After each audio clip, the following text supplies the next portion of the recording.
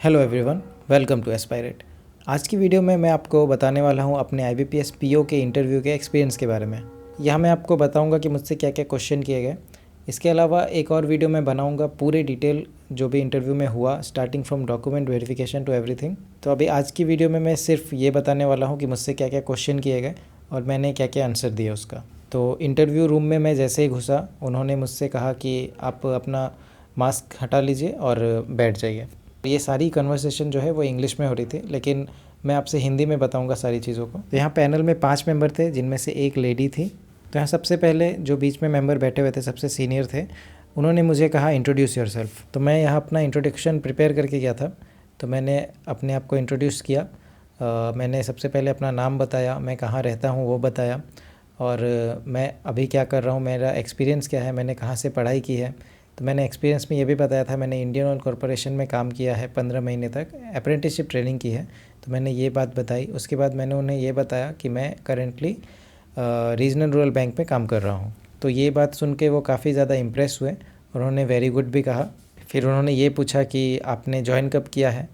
तो मैंने ये बताया कि मैंने इसी मंथ यानी मैंने फरवरी में ही ज्वाइन किया है, 1 फरवरी को। तो उन्होंने फिर एक क्वेश्चन दिया कि according to you what is a bank. तो मैंने इसका आंसर दिया कि bank is a financial institution which lends money and accept deposits. इसके अलावा भी मैंने कुछ 1-2 लाइन ऐड की थी वहाँ पे, तो मुझे अभी याद नहीं है वो। तो मेरे इस आंसर के बाद जो बगल में दूसरे पैनल मेंबर थे, उन्होंने ये क्वेश्चन किया कि क्या बैंक कुछ ऐसी भी एक्टिविटीज़ करता है जिसमें उसे प्रॉफिट नहीं होता। तो मुझे उस टाइम इसका आंसर याद नहीं आया और मैंने सिंपली सॉरी सर कहा। उसके बाद जो लेडी मेंबर थी, उन्होंने मुझसे ये पूछा कि SSG बनाए क्यों जाते हैं। वो एक टर्म पूछ रहे थे जो मैं उस टाइम बता नहीं पाया, और मैं इंग्लिश में ज़्यादा फ्लुएंट भी नहीं हूँ। तो मैंने वहाँ बीच में ये भी पूछ लिया था कि सर क्या मैं हिंदी में बात कर सकता हूँ। तो उन्होंने कहा हाँ हाँ, आपको जो भी लैंग्वेज आपको कंफर्टेबल है आप उस लैंग्वेज में बात कर सकते हैं। लेकिन मैं थोड़ा नर्वस हो गया था, तो मैंने हिंदी में भी उसका जवाब ठीक से नहीं दे पाया। तो उन्होंने फिर मुझे ये बताया कि सोशल अपलिफ्टमेंट के लिए बनाया गया है। उसके बाद वो थोड़ा नॉर्मल क्वेश्चन स्टार्ट किया उन्होंने मेरे बैंक से रिलेटेड।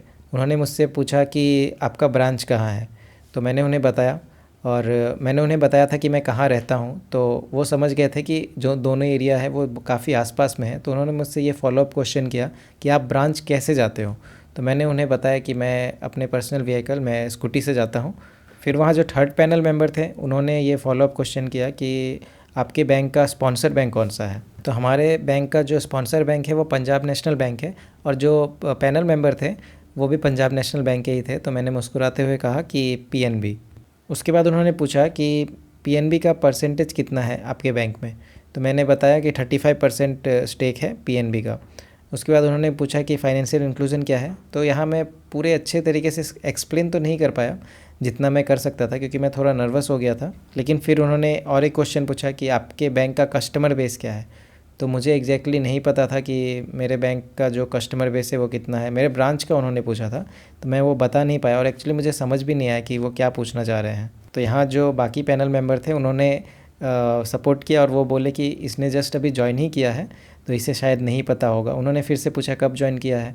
तो मैंने बताया कि 1 फरवरी को, और उस दिन था 26 फरवरी। तो बोला अभी तो इसे बस 25 दिन हुए हैं, तो अभी इसे क्या ही पता होगा। तो उन्होंने बोला कोई बात नहीं, आप बाद में पता कर लेना। उसके बाद उन्होंने ये पूछा कि who is the chairman of your bank.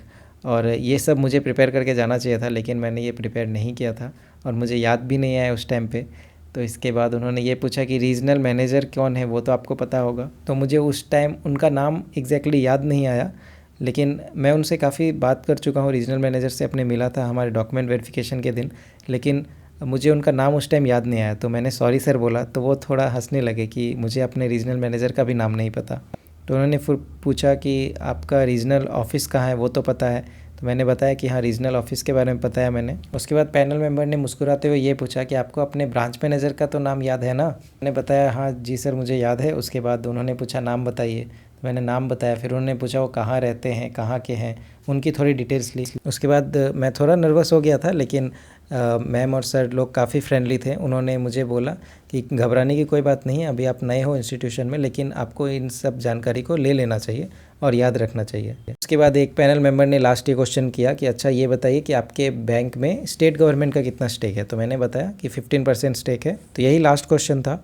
उसके बाद मैडम ने मुझे सजेस्ट किया कि आपको JIB और CIB की तैयारी करनी चाहिए। उन्होंने मुझसे ये पूछा कि आपको पता है ना इन एग्ज़ाम्स के बारे में, और कुछ नॉर्मल बातें बताई कि इससे इंक्रीमेंट मिलती है। यही सारी बातें थोड़ी देर हुई और इसके बाद वो लोग आपस में ही JIB और CIB के बारे में बात कर रहे थे कि उससे कितनी इंक्रीमेंट मिलती है, 2 मिलती है, 3 मिलती है।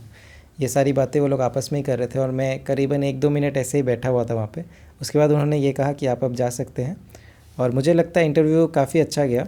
एक्सपीरियंस मेरा काफ़ी अच्छा था। पैनल मेंबर काफ़ी ज़्यादा फ्रेंडली थे और उन्होंने काफ़ी सपोर्ट किया इंटरव्यू के टाइम में।